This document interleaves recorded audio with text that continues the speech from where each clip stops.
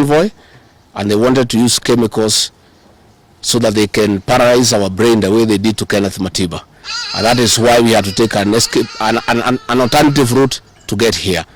I would have wished they came here instead of wailing us on the road and using those dreaded criminals who are responsible for abductions and extrajudicial killings.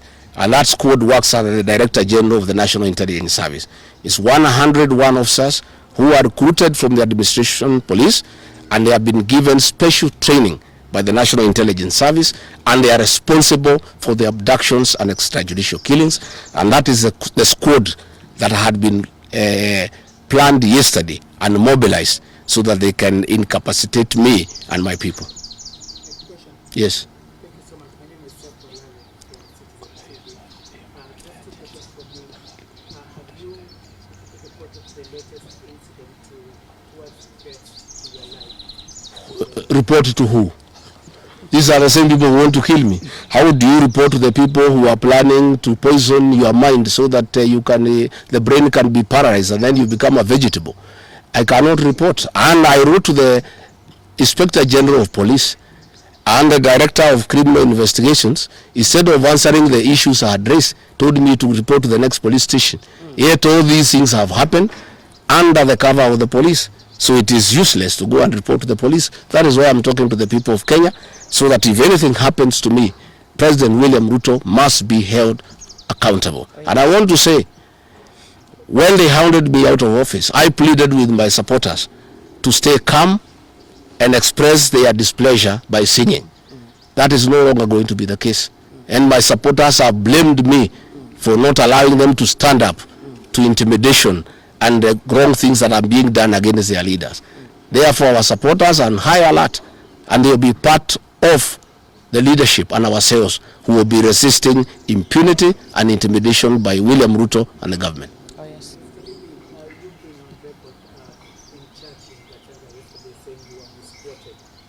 But in that particular show, you also had stating that should the elections be rigged in 2027, then it's going to be worse than how it was. I didn't say I was misquoted. I said the interpretation is wrong. People are not interpreting what I said correctly. Mine is a cautionary statement. And history is very important. During the finance bill of 2024, I did caution President William Ruto and the cabinet that it will bring problems because I listened to the people of Kenya. When a member of parliament from Rift Valley says that even if the votes are not enough, they will know how to manufacture them. When another leader from Rift Valley say they can rule for 24 years. These are the things that have put the people of Kenya on notice, and people are speaking. Yes. And as a responsible leader, I must caution IBC that the people of Kenya are saying, please don't try. And we are saying we must draw parallels from history. And all I was saying is that that has happened before in 2007, and it is possible it can happen now.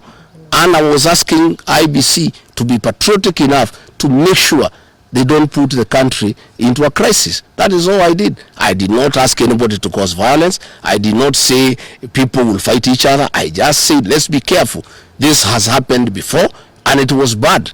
And from the way people are speaking, it could be worse. That is what I said. Enough. Yes, Waweru. On allegations of being, could you or any members of your security detail be armed beyond what security officers would term as normal? No, I am a licensed firearm holder. I've been licensed as a firearm holder from 1995. Officers who helped me are licensed firearm holders within the provisions of the law. We don't carry any illegal weapons. In this country, civilians are allowed to have firearms. And since the government withdrew security around me, and there has been so many attacks against me, it was my responsibility to put up a team of civilian firearm holders to escort me around. And there is nothing that is illegal, and there is nothing that is wrong. Tumesikizana? Asanteni sana.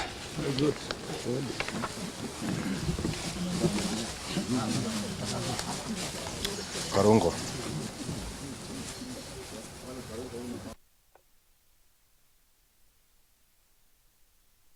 27.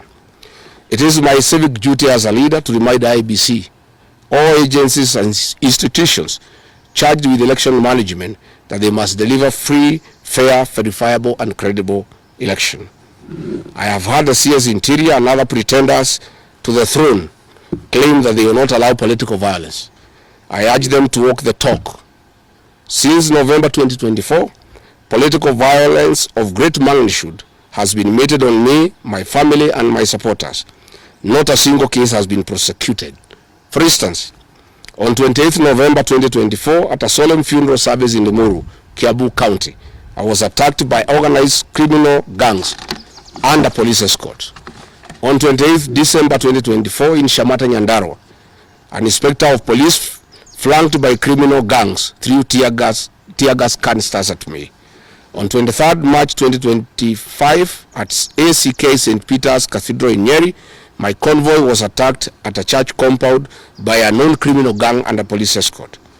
On 29th March 2025 in Naivasha town, we were attacked by the police. On 6th April 2025, at a church service in Mwik, PCA, hooded goons attacked us inside the church.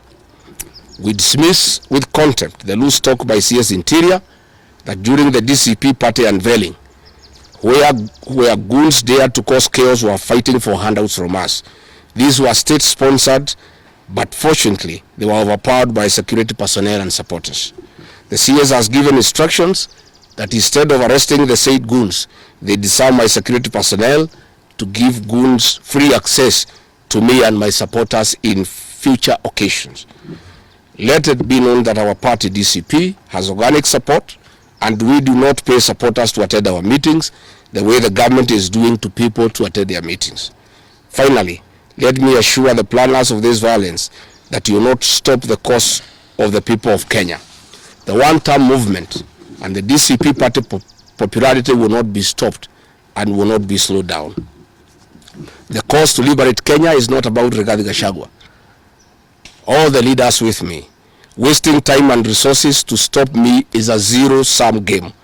The people of the Republic of Kenya have said that lies must stop, roads must be built, corruption must stop, abductions and extrajudicial killings must stop, education and health systems must work. They are some of the things that are making the people of Kenya restless. We are putting our supporters on high alert that they have the right to express their frustrations if injustice is meted on us.